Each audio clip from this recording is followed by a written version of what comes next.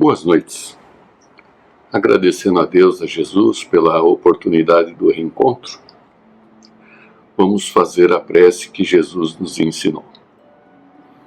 Pai nosso que estás nos céus, santificado seja o teu nome, venha a nós o teu reino, seja feita a tua vontade, assim na terra como nos céus.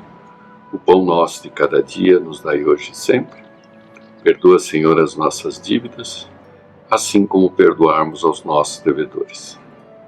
Não nos deixeis cair em novas tentações, mas livra-nos do mal que existe dentro de nós mesmos. Porque é teu reino, o poder, a glória, a justiça, a esperança e o amor para todos sempre. Que assim seja. Boas noites. Hoje vamos ler o capítulo 13 do livro Diálogo dos Vivos. Esse livro, ele é resultado da compilação de várias mensagens que vinham por meio do Chico em reuniões, encontros em que eram estudados alguns temas, alguns problemas, né? Em particular, essa mensagem é do final da década de 1970, informação interessante para que a gente possa acompanhar, né? Outra coisa, esse texto também no livro foi aberto aleatoriamente, né? Caiu ao acaso, e curiosamente, quando eu baixei a versão em PDF na internet, a hora que eu abri para transcrever, abri o livro em PDF, ele já caiu exatamente nesse texto para que eu pudesse copiar. Quer dizer, nada mais interessante do que lê-lo, né? Então vamos lá. A discussão nesse grupo, antes das mensagens, era justamente sobre a questão 738 do Livro dos Espíritos. Ela tem 2 itens, A e B, além do caput, né? Então nós vamos ler as 3 perguntas. 738. Para conseguir a melhora da humanidade, não podia Deus empregar outros meios que não os flagelos destruidores? Resposta dos Espíritos: pode e os emprega todos os dias, pois que deu a cada um os meios de progredir pelo conhecimento do bem e do mal. O homem, porém, não se aproveita desses meios. Necessário, portanto, se torna que seja castigado no seu orgulho e que se lhe faça sentir a sua fraqueza. Pergunta 738A. Mas esses flagelos, tanto sucumbe o homem de bem como o perverso. Será justo isso? Resposta dos Espíritos. Durante a vida, o homem tudo refere ao seu corpo. Entretanto, de maneira diversa, pensa depois da morte.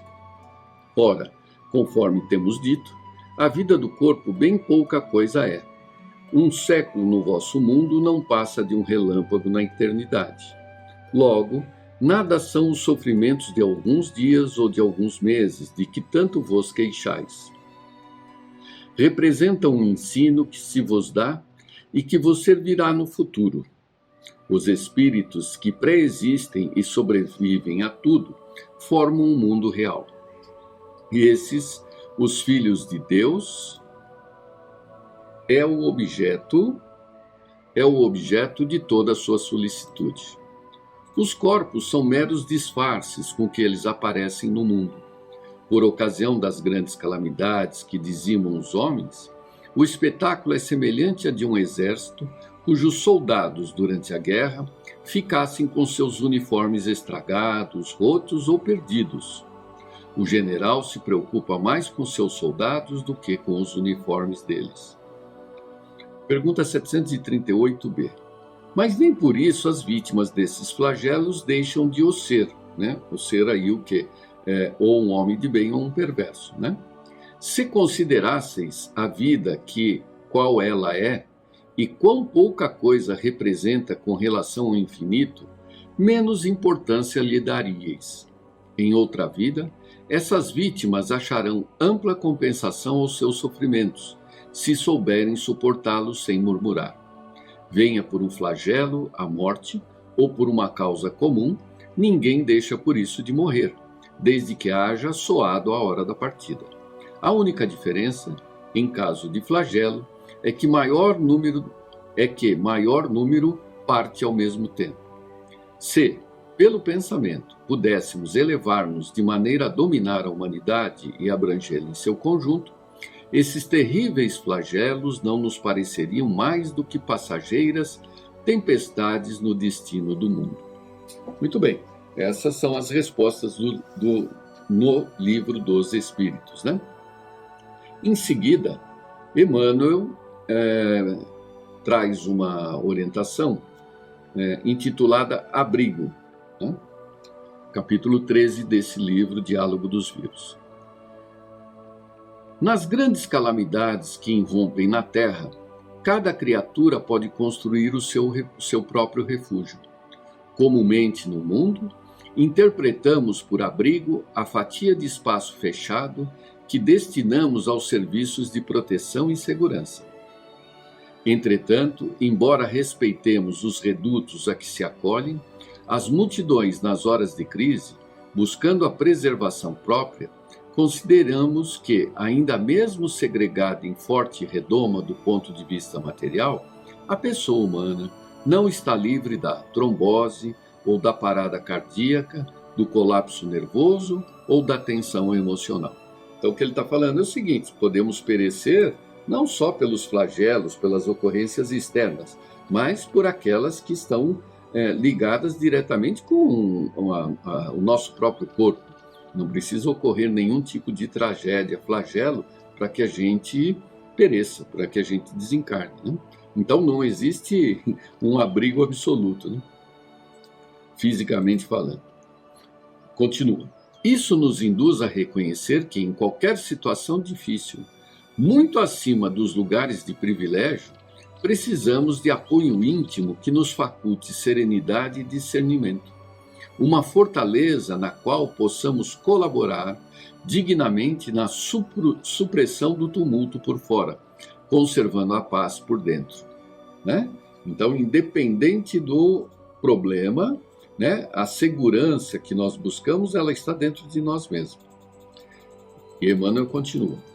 Não obteremos isso, porém, fugindo da realidade, mas enfrentando-a através da ação construtiva, de modo a descortinar-lhe todas as lições e aproveitá-las.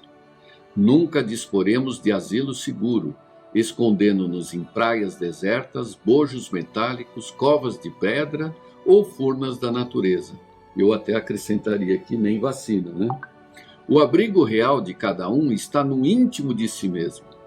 A certeza de que não nos achamos sós nos campos do universo, a confiança na sobrevivência do espírito além da morte, a fé na sabedoria da vida, a aceitação do dever de praticar o bem e a dedicação à ordem são materiais dos mais importantes com que se constrói a cidadela da consciência tranquila. À frente de semelhante verdade, não temas a ventania das paixões desencadeadas quando as tempestades da renovação agitam a terra. Conserva a calma e confia no poder maior que te insuflou a força da vida. Calma, no entanto, não significa inércia.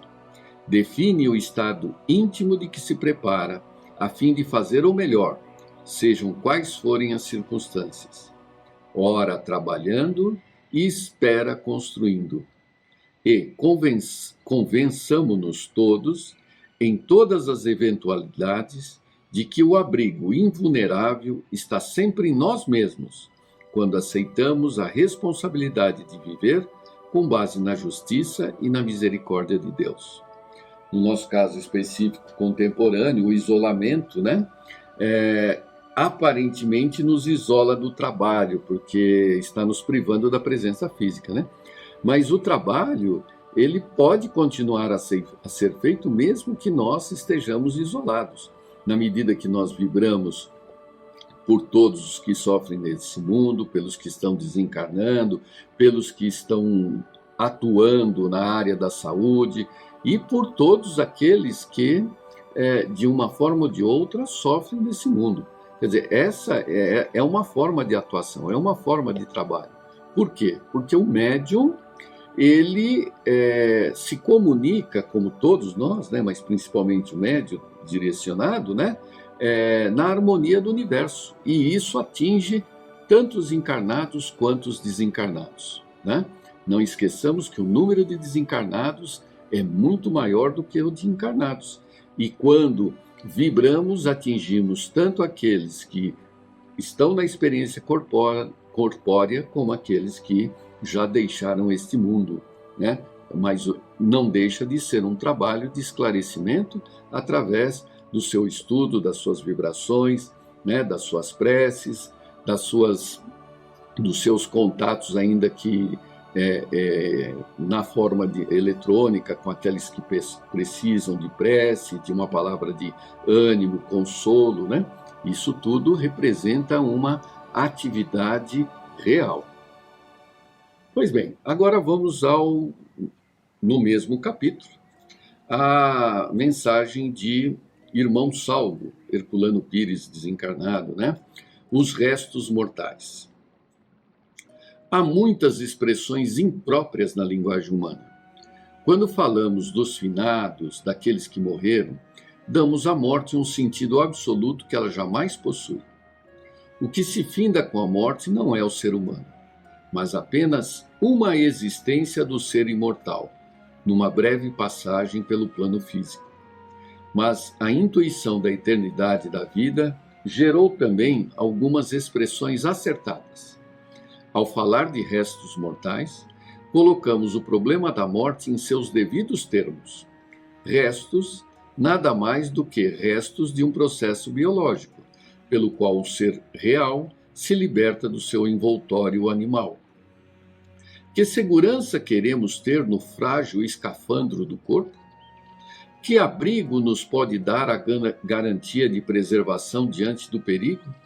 Em que espécie de refúgio poderemos escapar da morte?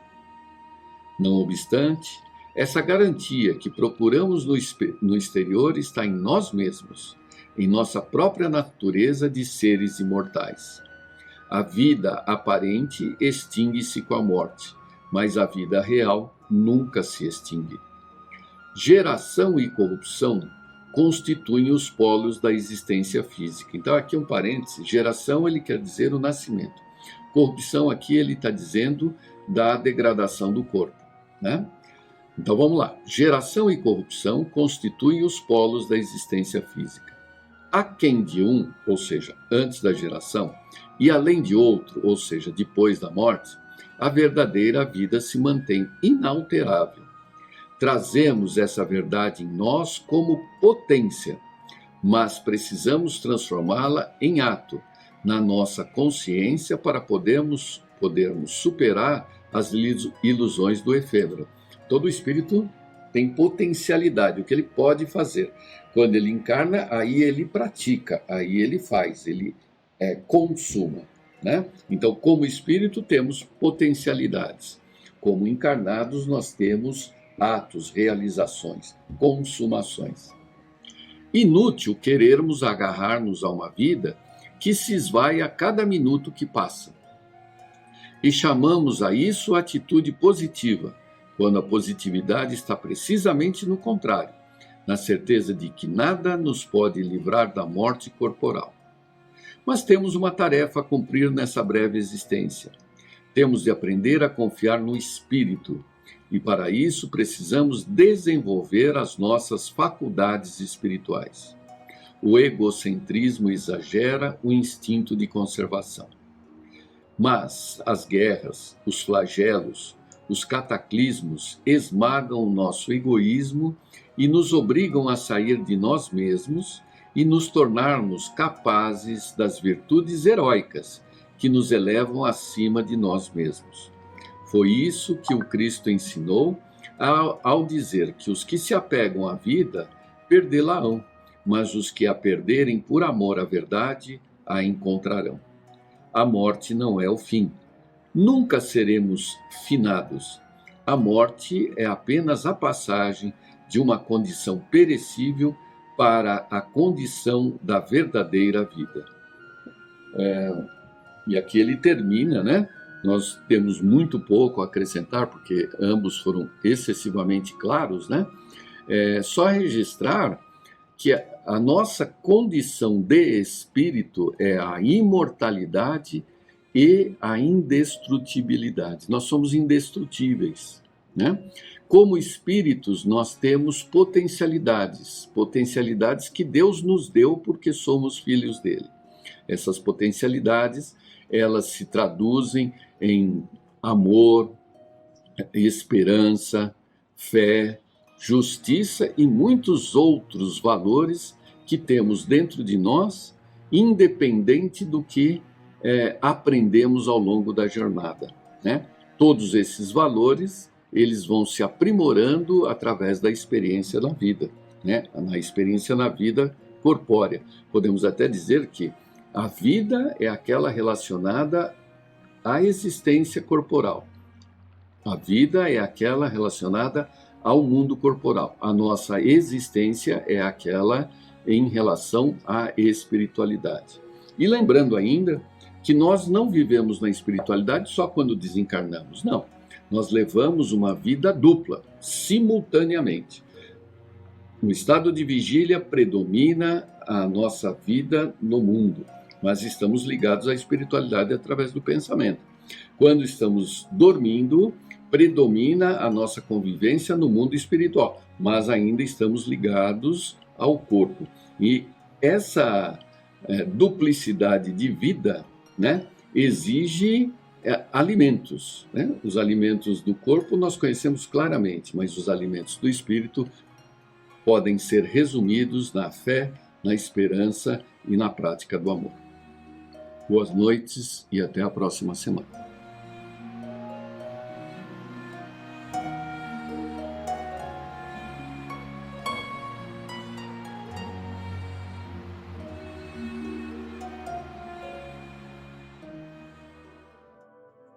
Boa noite a todos, mais uma vez reunidos para a nossa palestra desta noite, com muita gratidão a Deus por essa oportunidade.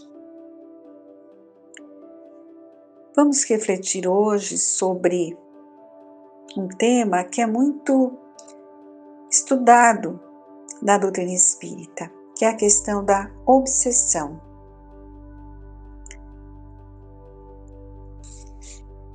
Somente existe a obsessão porque há endividados, criaturas que se procuram através dos tempos para acertar os débitos do passado. No Livro dos Médiuns, encontramos no item 252 uma colocação de Allan Kardec, que nos alerta que as imperfeições morais que dão aso à ação dos espíritos obsessores. Então, pensamentos e estados emocionais negativos criam zonas mórbidas em nosso campo mental, facultando a inoculação de pensamento alheio. E assim, fornecendo campo vibratório para essas influências negativas de espíritos imperfeitos, que são os chamados processos obsessivos. Temos que lembrar que somente existem esses processos dolorosos porque o homem ainda é imperfeito, trazendo em si mesmo maior cota de sombras, uma pesada bagagem de inferioridade, de erros de um passado. Manuel Filomeno de Miranda, ele nos esclarece que em toda obsessão, mesmo nos casos mais simples, o encarnado conduz em si mesmo os fatores predisponentes e preponderantes, ou seja, os débitos morais a resgatar, que facultam a alienação. Isso está no livro dele, Nos Bastidores da Obsessão. Então, o que atraz esses espíritos obsessores? são os nossos pensamentos, o nosso comportamento ainda inferior.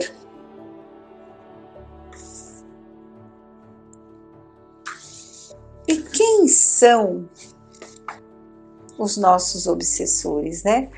A Sueli Caldas Schubert foi uma estudiosa, assim como também a Ivone Pereira.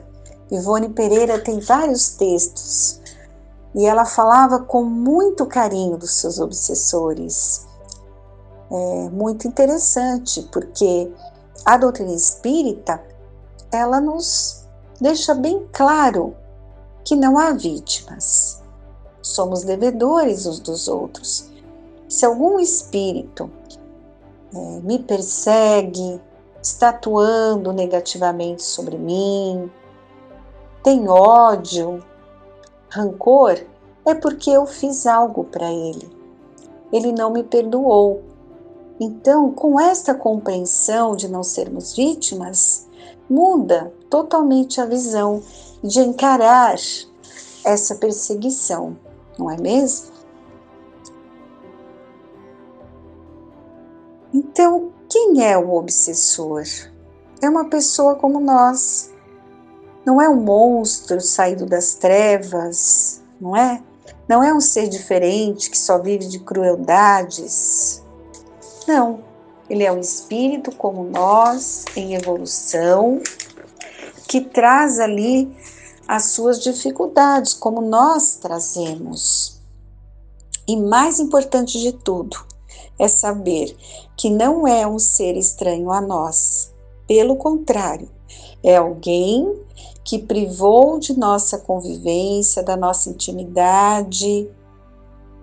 É alguém talvez a quem amamos outrora, ou um ser desesperado pelas crueldades que recebeu de nós no nosso passado tenebroso.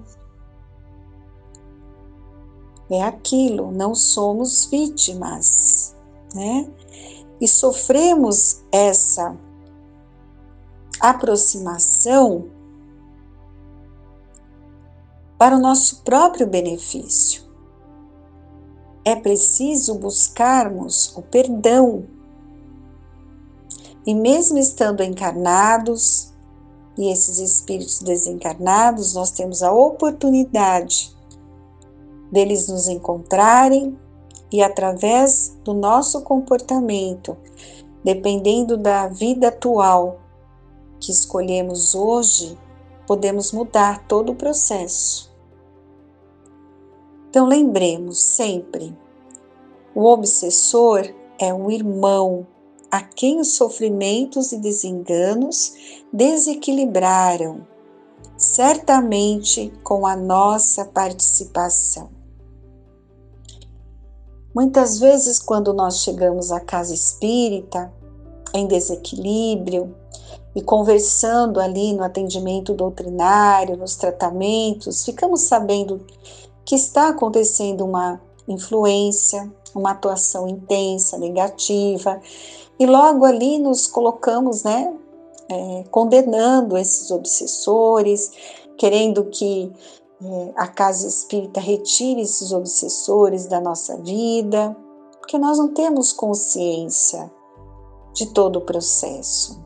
E à medida que vamos estudando, lendo um texto como esse, nós vamos percebendo, que existe uma ligação, existe uma razão, que não somos vítimas. Então a gente tem que buscar o entendimento, o porquê dessa influência e observar em nós o que está em nossos pensamentos, em nosso coração, que está provocando essa ligação e permitindo essa atuação desses espíritos obsessores. É isso que nós devemos compreender. Sabemos que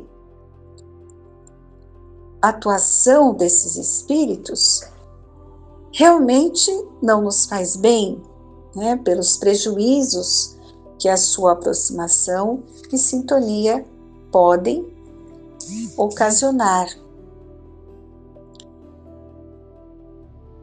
Sabemos que não é fácil para aquele que está ali recebendo, né, esta influência, perdoar, mas é o caminho correto a seguir.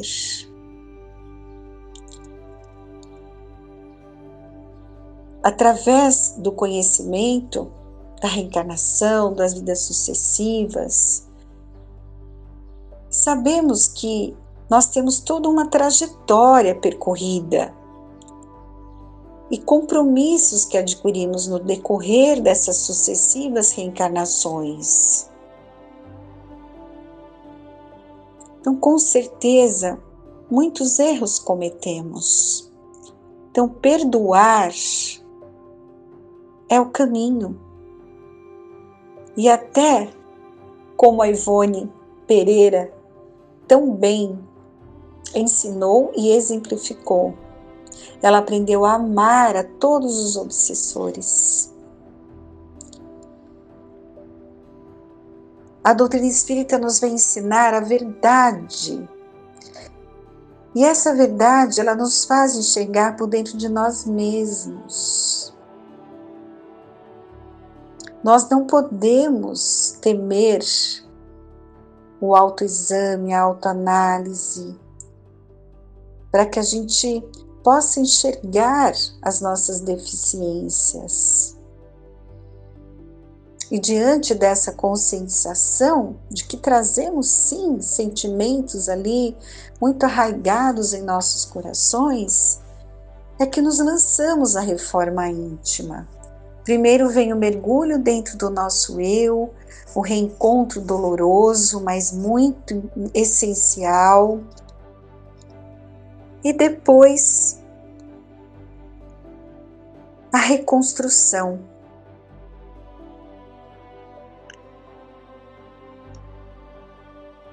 Uma questão muito interessante,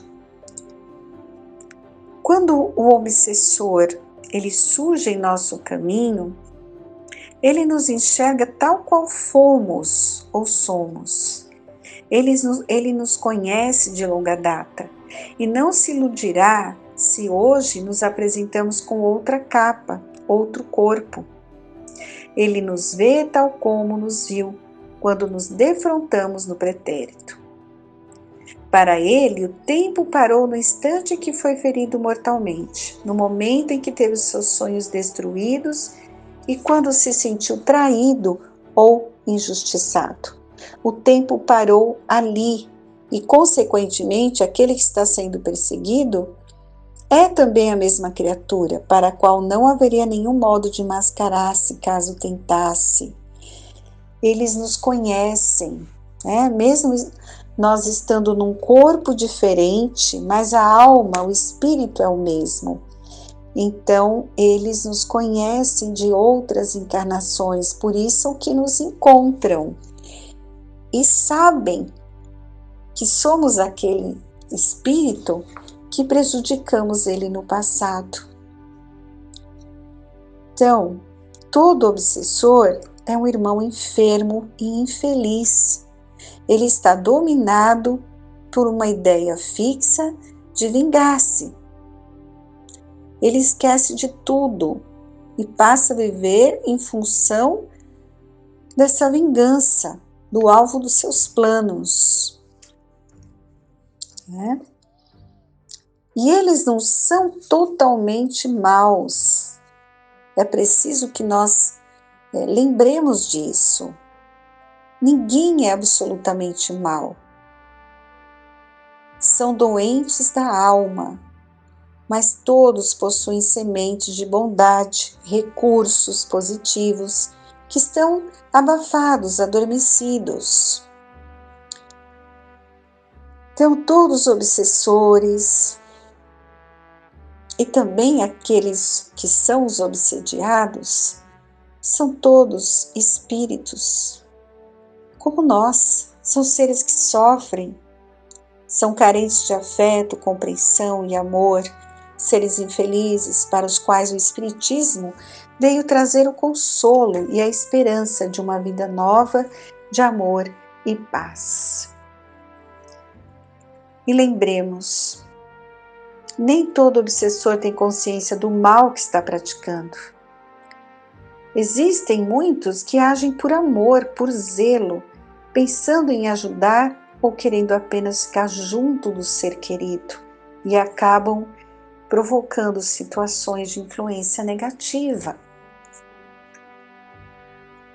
Lembremos sempre a assertiva do Mestre Jesus: eu não vim para o justo, mas para o pecador.